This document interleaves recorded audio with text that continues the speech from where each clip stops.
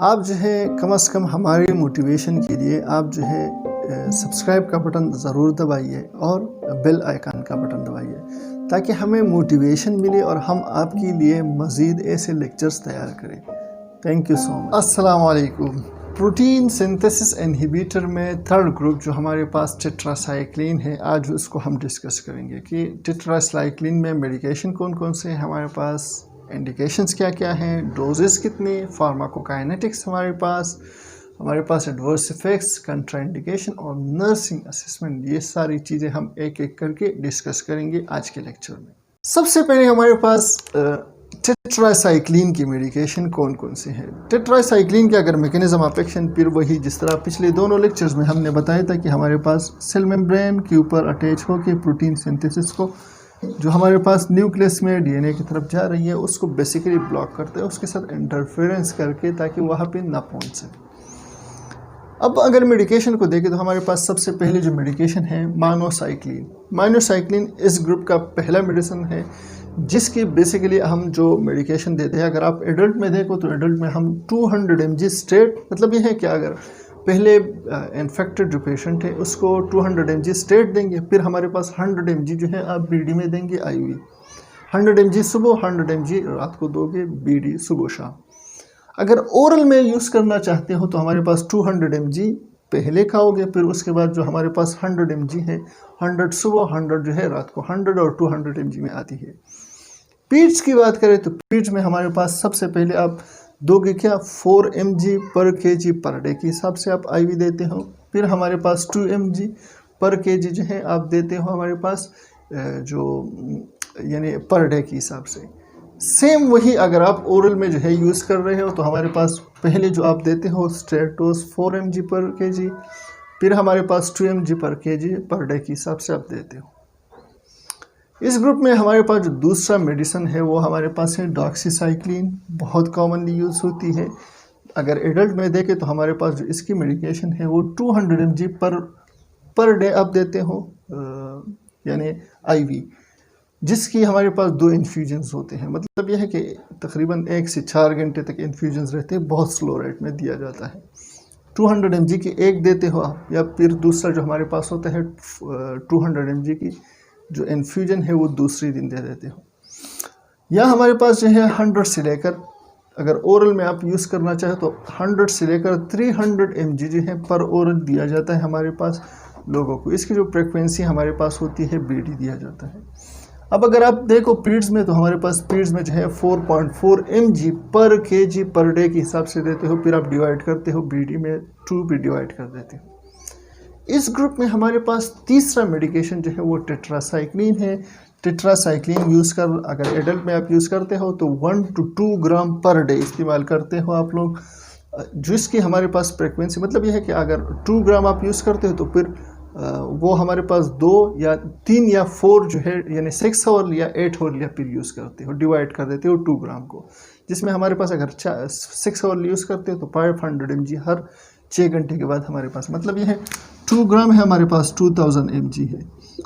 आप 6 our use करते हो, मतलब यह दिन में 4 दफ़ा, तो 6 पे डिवाइड करो, हमारे पास 500 mg जो है एक टाइम की आती है। अगर हमारे पास 1500 है, आप 1.5 ग्राम यूज़ कर रहे हो, तो फिर अगर 6 आवरली है आप जो है उसके ऊपर डिवाइड करो 4 के ऊपर, 6 आवरली मतलब यह 4 दफ़ा आप दे रहे हो, तो इसके ऊपर डिवाइड करो, इस जितना mg आ जाएगा वो आप एक टाइम पे देते हो। पीड्स में अगर आप देखें तो हमारे पास 25 से लेकर 50 mg जो है पर kg के हिसाब से, मतलब यह जो पीड्स होता है वो बेसिकली हमारे पास क्या है, बिलो 8 यानी 8 से जो कम जिसकी वेट होती है उसे हम, जिसकी एज होती है उसे हम जो है पीड्स कहते हैं। 25 से 50 mg पर kg पर डे के हिसाब से देते हो TDS में या हमारे पास QID में। अगर इसको हम एक दफ़ा करें, हमारे पास 25 mg पर kg एक पेशेंट को डिवाइड है कि आप पर डे दिया करो, और उस पेशेंट की वेट हमारे पास 10 kg है, तो हमारे पास 25 मल्टीप्लाई बाई 10 यानी 250 mg हमने देना है पर डे। तो पर डे में हम 3 दफ़ा कर देते हैं, तो 250 को आप 3 पे डिवाइड करो, जो आ जाएगा वो हमारे पास जो है वो उसकी एक टाइम की मेडिसिन हो गई। अगर हमने 6 आवरली देना है यानी 4 टाइम देना है 250 mg को, 4 पे डिवाइड करो, एक टाइम का जो मेडिसिन है वो आपके पास आ जाएगा। इसका नाम आप लोगों ने कुछ ज़्यादा नहीं सुना होगा। इसको जो हमारे पास फोर्थ मेडिसिन है, हमारे पास है डीमेसाइक्लोसाइक्लिन जो है, ये फोर्थ मेडिसिन है इस ग्रुप का, जो एडल्ट में 150 mg जो है दिया जाता है हमारे पास QID में, यानी 6 हावरली जो लोग यूज़ करते हैं उनको 150 mg हर 6 घंटे बाद दिया जाता है। यह हमारे पास 300 mg हम देते हैं BD, 300 mg सुबह, 300 mg रात को। एडल्ट में फीड्स में अगर देखें तो हमारे पास 25 से लेकर 50 mg पर kg पर डे QID में दिया जाता है। मतलब यह है इसका जितना भी टोटल आ जाएगा उसको हम 4 के ऊपर डिवाइड कर देते हैं 6 हावरली। वो मेडिकेशन, वो डोज हो गई हमारे पास पीड्स के लिए। अब है फार्माकोकाइनेटिक्स के, जब भी आप टेट्रासाइक्लिन ग्रुप लेंगे बॉडी इसके साथ क्या करेंगे। सबसे पहले हमारे पास ये है कि ये इसकी ज़्यादातर मेडिकेशन जो है वो यानी ओरल अवेलेबल है, मतलब ये GI इसको एब्जॉर्ब करती है। लेकिन इसके साथ साथ फूड प्रोडक्ट्स या दूध या हमारे पास जो गोश्त है अगर लिया जाए उसके बाद टेट्रासाइक्लिन का इफ़ेक्ट कम होता है। मतलब ये एम्प्टी स्टमक इसको लिया जाना चाहिए, वरना इसकी इफ़ेक्टिवनेस कम हो जाती है। लीवर इसको मेटाबोलाइज करती है और जो हमारे पास यूरिन है किडनीज के ज़रिए ये एलिमिनेट होती है। लेकिन यहाँ पे दूसरी बात यह है कि इसको यानी जब किडनी या लीवर इसको मेटाबोलाइज करेंगी, किडनी इसको एक्सक्रीट कर ले, मतलब ये दोनों जो ऑर्गन्स है उसका फंक्शन यहाँ पे इफ़ेक्टिव होना चाहिए। साथ में प्लेसेंटा को क्रॉस करती है, ब्रेस्ट मिल्क में ये जो है एंटर होती है। तो फीटस और इन्फेंट उस दोनों का इफेक्ट भी यहाँ पे आ गया कि जब भी कंट्राइंडिकेशन की बात करेंगे ये चीज़ें बहुत ज़्यादा ज़रूरी है। हाफ लाइफ 12 आवर्स से लेकर 25 आवर्स तक बॉडी में रहती है। अब एडवर्स इफेक्ट्स की बात करते हैं कि जो हमारे पास टेट्रासाइक्लिन है इसकी वजह से जो बैड इफ़ेक्ट्स हैं बॉडी के ऊपर वो क्या क्या हो सकते हैं, जिसमें सबसे पहले हमारे पास GI है। GI में जिस तरह बाकी मेडिकेशन की तरह नोज़िया, वोमिटिंग इसमें कॉमन है, डायरिया भी कॉमन है, लेकिन एब्डोमिनल पेन और डिस्फेजिया ये भी हमारे पास कॉमन होती है लोगों को, फिर डिफ़िकल्टी इन स्वॉलिंग और एब्डोमिनल पेन रहती है।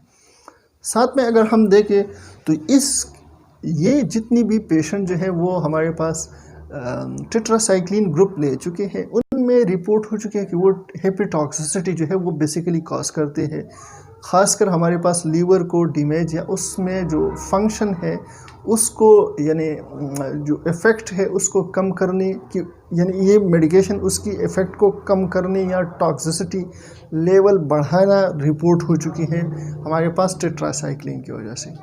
साथ में हमारे पास जो है स्केलेटन में बेसिकली जो बोन्स है और टीथ्स है उसकी जो स्ट्रेंथ है, प्रोटेक्शन है, उसको कम करती है। मतलब ये डैमेज करती है क्या, जो हमारे पास बोन्स हैं ये बेसिकली डैमेज करती है, हमारे पास इफ़ेक्ट को कम करती है। इसके अलावा हमारे पास डर्मेटोलॉजी के लिए है, फोटो सेंसिटिविटी होती है, जितनी भी लाइट्स में लोग जाते हैं एक्सपोजर होती है, सेंसिटिव होते हैं, साथ में बॉडी में रैशेस लेके आते हैं। और आखिर में हमारे पास हाइपर सेंसिटिविटी होती है, यानी टेट्रासाइक्लिन कुछ लोगों में हाइपर सेंसिटिव होता है, जो अपनी हाइपर सेंसिटिविटी शो करता है, वो बॉडी रैशेस एनाफाइलेक्सिस के तौर पर हो सकती है। अब हमारे पास है कंट्राइंडिकेशन, मतलब यह है कि कौन से कंडीशन में हम जो है वो टेट्रासाइक्लिन नहीं ले सकते। तो हमारे पास सबसे पहले वो लोगों को नहीं देती जिनमें हमारे पास एलर्जीज़ हैं, यानी जिस तरह हमारे पास एडवर्स इफेक्ट्स में हाइपर सेंसिटिविटी कि अगर किसी को आपने टेट्रासाइक्लिन दी है उनमें हाइपर सेंसिटिविटी, बॉडी रैशेस और एनाफाइलेक्सिस के शोर पर आई है, तो आप उन लोगों को नहीं देंगे। प्रेगनेंसी में नहीं देंगे, जिस तरह हमने कहा था कि हमारे पास ये प्लेसेंटा को फार्माकोकाइनेटिक्स में हमने बताया था कि प्लेसेंटा और ब्रेस्ट मिल्क की तरफ जाती है, तो आपने लैक्टेटिंग मदर्स और प्रेगनेंसी में नहीं देनी है या बड़ी एहतियात के साथ देनी है। अच्छा, जो हमारे पास टेट्रासाइक्लिन की ऑप्थेल्मिक सॉल्यूशंस है, अगर किसी को फंगल इन्फेक्शन, आई में फंगल इन्फेक्शन या वायरल इन्फेक्शन हुआ है तो आप उन पेशेंट को जो है वो टेट्रासाइक्लिन के ऑप्थेल्मिक सॉल्यूशंस नहीं देंगे, क्योंकि हमारे पास जो ऑकुलर एरियाज़ है, आई के जो ऑप्टिक एरियाज़ हैं उनमें नॉर्मल फ्लोरा होती है जो फिर नॉर्मल फ्लोरा को डैमेज करती है। मतलब यह है कि इन्फेक्शन फंगल है या वायरस है और आप एंटीबैक्टीरियल दे रहे हैं, जिसकी वजह से वो नॉर्मल फ्लोरा बैक्टीरिया है वो बेसिकली उसको किल करती है, जो आपके लिए ख़तरनाक हो सकती है। अच्छा, जो हमारे पास अंडर 8 ईयर्स ओल्ड के लोग हैं, यानी 8 साल से कम लोग हैं, उनको आप टेट्रासाइक्लिन जो है वो बहुत नहीं देते, क्योंकि उसमें हमारे पास एडवर्स इफेक्ट्स में था कि हमारे पास स्केलेटन में बोन्स और टीथ को वीकन करते हैं। तो हमारे पास 8 ईयर ओल्ड के लोग होते हैं, उनमें प्रोडक्शन होती है, यानी हमारे पास जो टीथ्स है और जो बोन्स है उसकी प्रोडक्शन होती है, जिसकी वजह से वो अफेक्ट हो सकती है। ये हमारे पास कंट्राइंडिकेटेड एरियाज थे। और हमारे पास लीवर और जो रीनल डिसफंक्शन लोग हैं उनको आप नहीं देंगे, क्योंकि मेटाबॉलिज्म लीवर के ज़रिए होती है और हमारे पास एक्सक्रीशन जो है वो यूरिन के ज़रिए होती है। ये हमारे पास थे कंट्राइंडिकेशन। लास्ट में हमारे पास नर्सिंग असेसमेंट है कि जब भी टेट्रासाइक्लिन पेशेंट्स को देंगे तो उनमें कौन कौन सी चीज़ों को देखा जाएगा। तो आप लोग सिंपल ए के ज़रिए जो है के ज़रिए जो है आप उसको याद कर सकते हैं। सबसे पहले असेसमेंट किस चीज़ के लिए, ए से हमारे पास असेसमेंट किस चीज़ के लिए करेंगे, कंट्राइंडिकेशन और एलर्जीज़ के लिए करेंगे। दूसरा हमारे पास है इवॉल्वेट करेंगे हम एम्प्टी स्टमक के, कि अब पेशेंट कुछ खा तो नहीं चुका है, अगर कुछ खा चुका है तो अब फिर इसकी इफ़ेक्टिवनेस कम होगी। फिर हमारे पास ए है, हम करेंगे पेशेंट की एज, जो हमने कहा था कि प्रोटेक्शन हमारे पास जो प्रोडक्शन है वो हमारे पास टीथ्स और बोन्स की होती है, कहीं पेशेंट अंडर एज तो नहीं है। या हमारे पास पेशेंट की स्किन देखेंगे, पहले से रैशेज और एलर्जीज तो नहीं है पेशेंट को। आखिर में हमारे पास ई है, इवॉल्वेट करेंगे हम रीनल और हेपेटिक फंक्शन के लिए, कि भाई उसकी किडनीज और लीवर इफेक्टिव काम कर रहा है या नहीं। ये हमारे पास टेट्रासाइक्लिन का ग्रुप था जो यहाँ पे ख़त्म हो गया।